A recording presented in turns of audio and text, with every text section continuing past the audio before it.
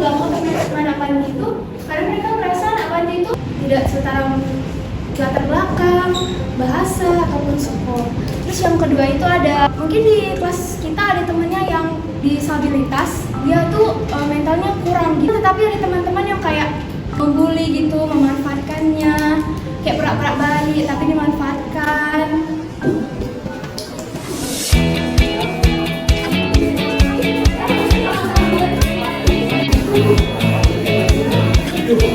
Assalamualaikum warahmatullahi wabarakatuh. Shalom, salam sejahtera bagi kita semua.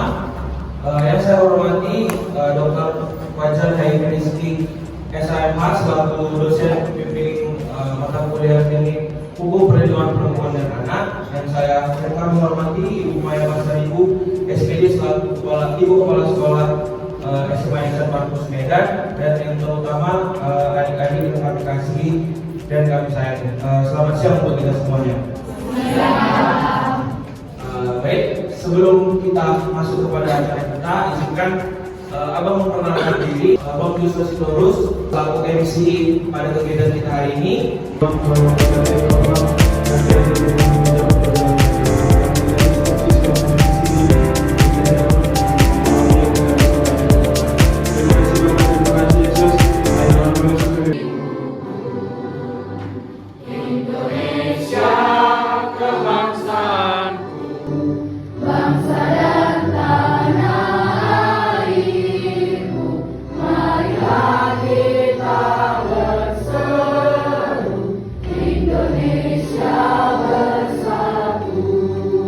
Pagi semuanya. Selamat pagi sekolah. Baru sini juga yuk. Nanti sebelumnya sudah memberikan kesempatan dan persediaan atas kegiatan penyuluhan ya kami dari Fakultas Hukum mata kuliah perlindungan anak dan perempuan. Jadi di sini ada tugas dari mata kuliah tersebut untuk mahasiswa melakukan perlindungan kepada siswa-siswi. Memang ini yang dibutuhkan oleh mahasiswa sendiri dengan lokasi di sekolah ya, dari Sanatis ya, Ya, perkenalkan nama saya Tommy Elias SMH. Bapak ini merupakan dosen di Fakultas Hukum USU, juga Bapak seorang praktisi yaitu pengacara. Jadi pada saya sangat antusiasme dalam hal ini berkesempatan kami untuk menyapa adik-adik sebelumnya yang berada yang hadir di sini. Saya menyampaikan adalah terkait dalam hal diskriminasi ini kepada adik-adik.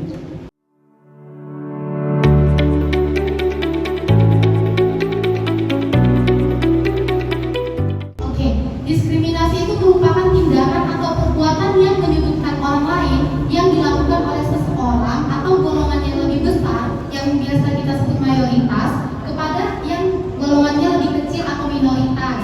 Gimana sih itu memangnya gambarannya? Kakak kasih gambaran kecil. Misalnya kayak kakak dan teman-teman kakak nih. Seperti yang kita lihat, ini contoh ya. Misalnya Bang Kevin rambutnya kan keriting. Misalnya rambut kakak yang berdua sama Bang Joshua lurus. Nah, di sini kan golongan yang lebih besarnya kakak dan Bang Joshua kan. Itulah mayoritasnya di kelompok kami, dan Bang Kevin yang rambutnya keriting satu orang kan, itu minoritas. Nah, jadi kalau misalnya habis penyuluhan ini, kami mau foto nih, tapi kami bilang kayak, gak usah ajak Kevin foto, rambutnya keriting, nanti buat jelek foto kita. Atau kayak, nanti kalau foto Kevin suruh fotoin aja, biar dia mau ikut foto, soalnya rambutnya nanti ganggu gitu kan. Atau kayak, Bang Kevin nanti suruh di belakang aja lah fotonya biar gak kelihatan karena rambutnya keriting. Itu yang kami bilang sama Bang Joshua, karena kami yang lebih mayoritas di kelompok ini. Itu merupakan tindakan diskriminasi, karena di sini kami udah melakukan pengasingan, udah menyudutkan Bang Kevin hanya karena perbedaan rambut aja. Itu hal kecilnya.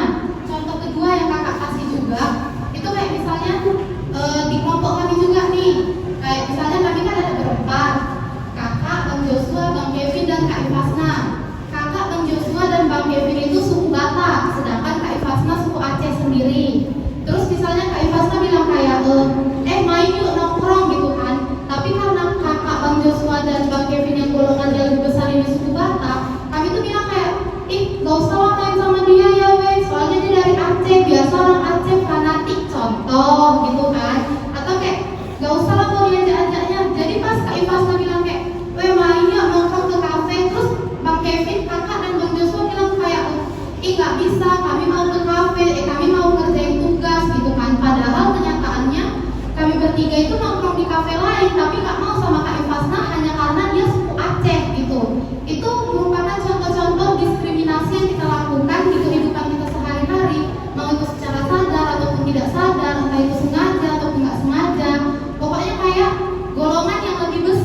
mayoritas itu melakukan perlakuan tidak adil, mengasingkan, ataupun menyudutkan golongan yang lebih kecil.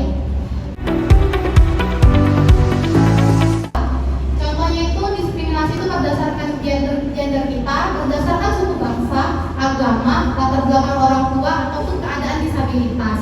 Nah, pasti adik-adik masih pada bingung kan, apa sih itu Kak gender, gimana sih emangnya diskriminasi suku bangsa, agama, latar belakang orang tua, ataupun disabilitas. Untuk yang penjelasan lebih lengkapnya lagi akan dilanjutkan oleh pemateri kita berikutnya, yaitu Kang Kevin. Saya akan membahas contoh tindakan diskriminasi yang sering terjadi di sekolah. Di sini yang pertama, perlakuan tidak adil kepada siswa yang berasal dari suku, minoritas, seperti bullying, ejekan, perbedaan nilai yang meremehkan. Tadi sedikit contohnya sudah dijelaskan sama Kak Dinda antara suku A dan suku B. Ketika suku A yang menjadi mayoritas memiliki perbedaan bahasa atau perbedaan bahasa, misalnya kayak suku B menggunakan bahasa dengan suku B-nya, tapi karena suku A tidak mengerti, gitu loh, kalian jadi menjauhkan mereka dan kalian tidak mau berteman dengan mereka. Nah, itu merupakan salah satu tindakan diskriminasi. Kemudian yang kedua, ada penyebutan atau pemberian julukan kepada anak-anak yang negatif. Jadi ketika ada teman-teman kalian, contohnya ada di antara teman-teman kalian yang badannya besar, hitam, tinggi, pokoknya besar lah, dan tidak sama dengan kalian, dan merasa itu berbeda dengan kalian memberikan julukan kepada dia di hitam besar. Nah, itu merupakan salah satu contoh memberikan julukan kepada anak-anak yang negatif. Apakah kalian pernah seperti itu? Coba, ayo. Pernah. Tidak? Pernah kan? Secara nggak langsung kalian sudah melakukan tindakan diskriminasi. Bagaimana dampak diskriminasi? Korban-korban diskriminasi ini pasti memiliki dampak. Di mana yang pertama, gangguan kesehatan mental. Tentu mereka yang didiskriminasi dapat menyebabkan gangguan emosional, kecemasan, depresi, isolasi sosial, serta masalah kesehatan fisik yang disebabkan oleh tekanan yang mereka alami. Tentu kalau kalian mendiskriminasi, tidak mau berteman, atau memberikan julukan yang aneh-aneh kepada dia, maka mereka akan tidak percaya diri lah, tidak mau berteman dengan kalian jadinya, yang akhirnya akan mengganggu kesehatan mental dia. Kemudian penurunan prestasi akademik. Tentu dengan terganggunya kesehatan mental dan fisiknya akan mengganggu prestasi akademiknya. Di mana nanti di sekolah dia mungkin akan datang ke sekolah, tetapi dia tidak fokus lagi. Ketika ada guru yang menjelaskan di depan, dia tidak akan mendengarkan, tetapi hanya difokus dengan diri sendiri untuk bisa bertahan selama jam dia di sekolah. Kemudian selanjutnya ada mengasingkan diri. Tentu mereka yang terkena korban diskriminasi pasti akan mengasingkan diri. Kenapa? Karena mereka tidak mau diejek-ejek, tidak mau direndahkan, tidak mau diolok-olok. Tentu untuk menghindari itu maka mereka akan mengasingkan diri. Kemudian perilaku merusak. Siswa yang mengalami diskriminasi mungkin merasa frustasi dan tidak terpenuhi, sehingga mereka dapat melakukan perilaku merusak seperti merusak fasilitas sekolah atau berkelahi dengan teman-teman mereka.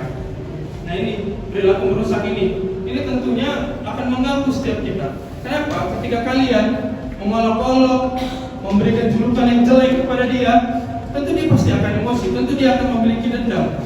Dan dengan dendam itu, kalau dia tidak mengajak kalian untuk pukul-pukulan atau berantem, maka mereka akan merusak fasilitas sekolah. Yang artinya nanti akan mengganggu kegiatan belajar mengajar kita semua di sini. Jadi saya kira marilah adik-adik siswa-siswi di SMA Yayasan Perguruan Markus Medan ini mau menghindari tindakan-tindakan diskriminasi agar kegiatan di sini bisa berjalan dengan lancar dan semua kalian di sini ini bisa tercapai cita-citanya dengan baik. Aturan hukumnya, jadi kalau kalian melakukan itu diancam dengan pidana 2 tahun 6 bulan. Gak lucu kan? Iseng-iseng terus tiba-tiba kalian dipidana 2 tahun 6 bulan dan kalian gak ngerasain duduk di dalam kelas seperti ini lagi gitu. Kalian mau diskriminasi, ada aturannya, ada sanksi hukumnya gitu. Bukan sepele lagi ya. Kalau kemarin kalian nganggap diskriminasi itu ya udah kalian sepele gitu, cuman apa sih, kamu nggak mau berteman cuma karena nama dia beda, tiba-tiba kami di penjara gitu. Ternyata ada Jadi kakak mau jelasin perbedaan fisik, materi atau sebagainya gitu. Kita masih pelajar loh. Kalaupun sekarang kita kaya banyak duit, itu duit siapa sih? Orang tua kan. Kalaupun sekarang kita dilesin, cuma kita enggak, itu duit siapa sih? Kan orang tua gitu. Kalaupun kita terlahir dari katanya kita gak kenal sama orang tua kita, emang kita punya keinginan untuk itu kan? Enggak, kita yang minta kita lahir di keluarga mana kan? Maka kita dulu itu kayak lebih mengejek, Allah. Nah kalau tadi diskriminasi kayak yang disampaikan adik yang di belakang, itu ada kelakuan gak salah kayak karena dia latar belakangnya beda dari kita sadar dia juga bilang kita jadi gak mau temenan, dia diasihkan, disudutkan, itu yang disebut dengan diskriminasi gitu ya masih.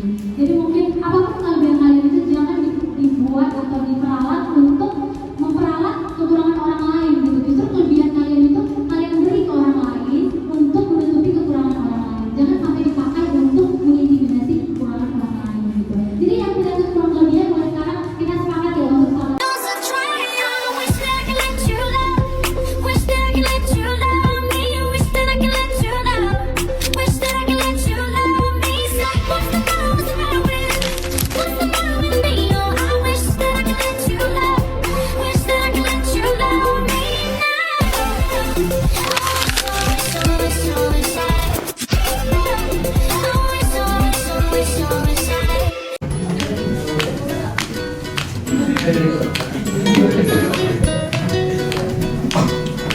Yang cowok itu Pak.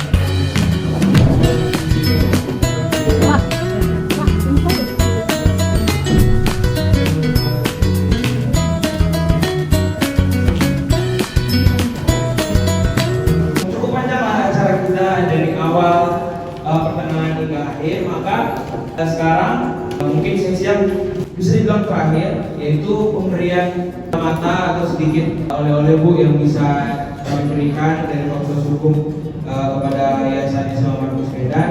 Boleh Pak, Pak Fajar, kami memberikan plakat dari Ibu yang menerima. Iya Pak. Iya.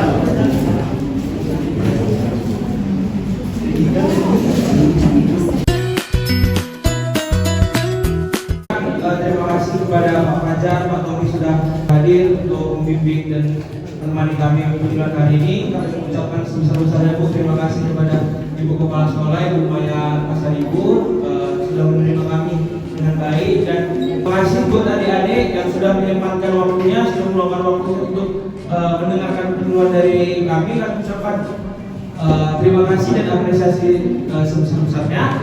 Mungkin terakhir kita boleh foto bersama di depan untuk dokumentasi, semuanya boleh kita di depan foto bersama.